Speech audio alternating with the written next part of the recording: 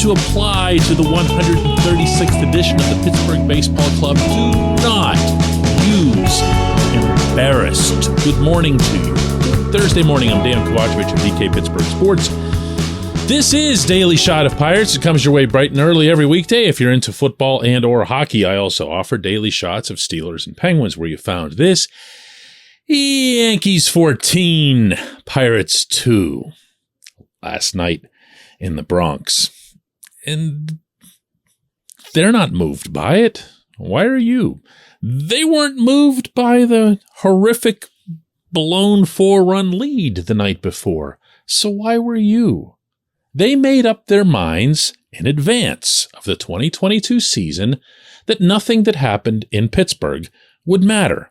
This in the third year of this front office's operation. The third year they made up their minds that it was okay for the Pittsburgh Pirates to suck and to function as basically an elongated tryout camp, really. Other than the handful of players, and it's no more than that, who matter to the future of the franchise, who are already in Pittsburgh, the rest of it was going to be a tryout camp. Bring in this guy, see what he's got. Pluck this guy off waivers, see what he's got. Put them out there for X number of at-bats or X number of innings, and see what they've got. This was a conscious, active decision. This was not some passive happenstance.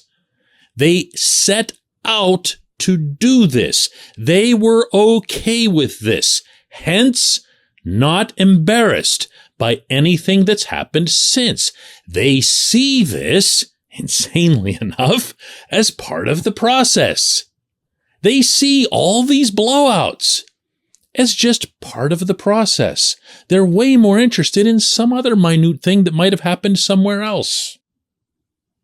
They go to New York. They're there for 6 games. They face the first place Mets, the team with the highest payroll in baseball now. Lose all 4. Go face the Yankees across town. Aaron Judge is chasing after a record that isn't even a record. And everyone's all super fired up. And the whole baseball world is watching. And they blow a 4-run lead one night and then lose by a dozen the next. And it's just whatever. It's whatever. I'm not even being cynical when I say this. Can you understand that? Like, a lot of people say stuff like this about the Pirates as a reflex. And it's for no purpose beyond sounding cynical. I'm not doing that. They're actually legitimately not embarrassed by this because they've set sail on a full season with the ambition to have no ambition other than to just generally get better and to buy time for whenever their magical cadre of prospects is going to show up one day. Oh, and one other thing. They're doing it again next year. This portion of Daily Shot of Pirates is brought to you by our friends at North Shore Tavern. That's directly across Federal Street from PNC Park. It's home of Steak on a Stone, an eating experience, underscoring the word experience. The steak is brought to you partially cooked on an 800-degree stone, and you do the rest. It's a ton of fun, it's a great meal, and it's a baseball atmosphere like no other in Pittsburgh. North Shore Tavern, right across Federal Street from PNC Park. I've made multiple references over the past month or so to the Pirates planning to punt again in 2023. You will get no one from the team to confirm such a thing because that's just not the kind of thing you confirm, okay? It's just not. But I'm not guessing at this. You will not see any significant increase in payroll. You will not see anything that remotely resembles an aggressive approach to filling spots on the diamond. You might see the occasional Roberto Perez type signing. You know what I mean by that. Ben Cherington knew he lost something at the time that was important in Jacob Stallings, and he wanted to get himself a good, experienced catcher, and he went out and got Perez for the 1 year and $5 million.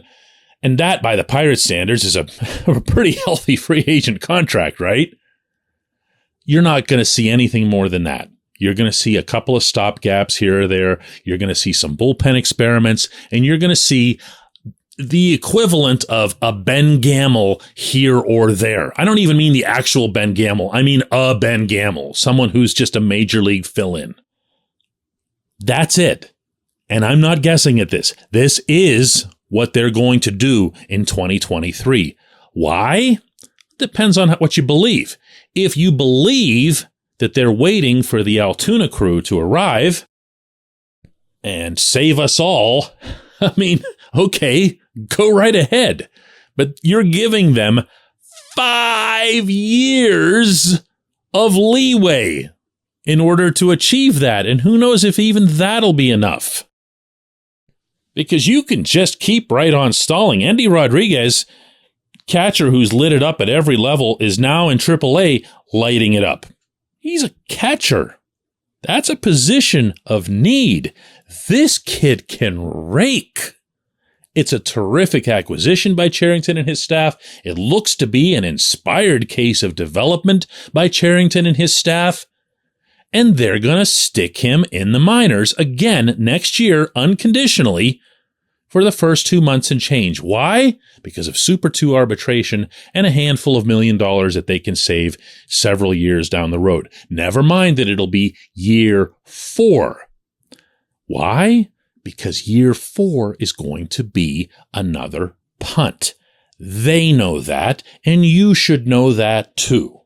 They are not going to compete next year. They are not going to care if they lose 100 games again next year.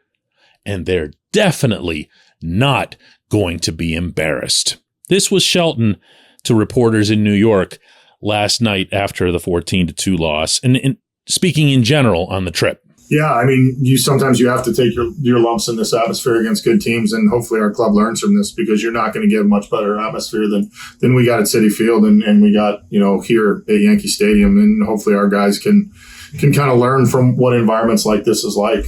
Heard those words before? Yeah, heard that inflection, heard the very casual this or that. Yeah, that too. He's just following the orders from above. That's it. That's it. Because, and don't forget, this is always, always, always a very real possibility that all of this is being done to just delay spending into perpetuity. When we come back, J1Q.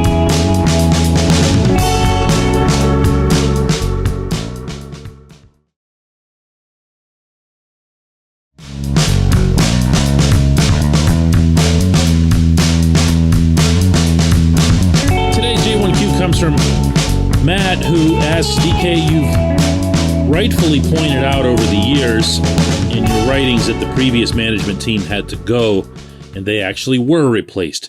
But what's changed? It's so sad, frustrating, and depressing to see our storied franchise become a joke.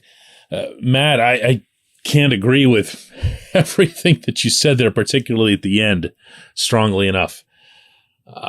What's changed between the Neil Huntington front office and this one? The answer to that, believe it or not, is a ton, like a ton. The approach is the polar opposite of what Huntington was doing. The approach to build up with high-end, high-ceiling type prospects and to watch them come along and mature and become something upon which you can build a depth of high-end, high-ceiling types, that works. That works in a lot of different places, not least of which is St. Petersburg, Florida. The problem with this approach is it's inexact, and it's not safe, and you'd better have people on hand who can A, acquire these players, and B, develop them. If you don't have even one of those two, you've got nothing. And as you and I are talking right now, Matt, this system is not great. It's had some pedigree guys come into it at different points, which raised the rankings, their overall organizational rankings, as high as number 2 or 3 behind, obviously, the Rays. But then as time passed, and this arguably is that much more damning to the whole cause, not much has really come of it. And that's the reason I mentioned Endy Rodriguez in the first segment. He was someone who was kind of seen as a throw-in prospect to an extent in the 3-team trade involving the Mets and the Padres. And he came to Pittsburgh and became something good, meaning in the Pittsburgh organization. Well, that's wonderful, but there are supposed to be a ton of these stories, and there aren't. There just aren't. There are still some high-end guys in the system, not least of which is a 1-1, meaning a first overall pick in Henry Davis. Other first-rounders, Quinn Priester, Nick Gonzalez. A lot of 1As, a lot of comp picks, a lot of second-rounders, a lot of big-type arms. But they're not jumping out. They're not rising above. And, you know, in the modern world of baseball analysis and study and everybody having access to everything, it's kind of hard to keep someone a secret. Occasionally, you'll be surprised by someone like Luis Ortiz coming up and throwing 100 miles an hour right out of Altoona, but I guarantee you the people who are experts in the field weren't surprised. The people who really, really study this stuff, the people who do the rankings. And the Pirates keep falling in these rankings. And the Pirates have one, count them, one top 50 prospect in the Baseball America list, and that's Termarr Johnson, who was just drafted like a month and a half ago. And he's at number 44. So all this time has passed, and other than Endy Rodriguez, what are we talking about this year? What are we talking about? Now, to get back to your question, Matt, what's different? Huntington would make trades that just bring in, a bunch of Colin Moran. That was his thing going back to the Jason Bay and Xavier Nady deals. He would just get whatever, a pile of AAA something, because he felt it was safe. He felt he was taking less of a gamble. He wasn't nearly as ambitious or courageous. And that was never going to work. And for the record, it didn't in 2013 to 15 either. For the millionth time, that was a group of free agents that were advised by people who only worked for Huntington for a brief period and then went on to greener pastures. So it's very different. Alas, the results are the same. I appreciate the question. I appreciate everyone listening to Daily Shot of Pirates. We'll do another one of these tomorrow.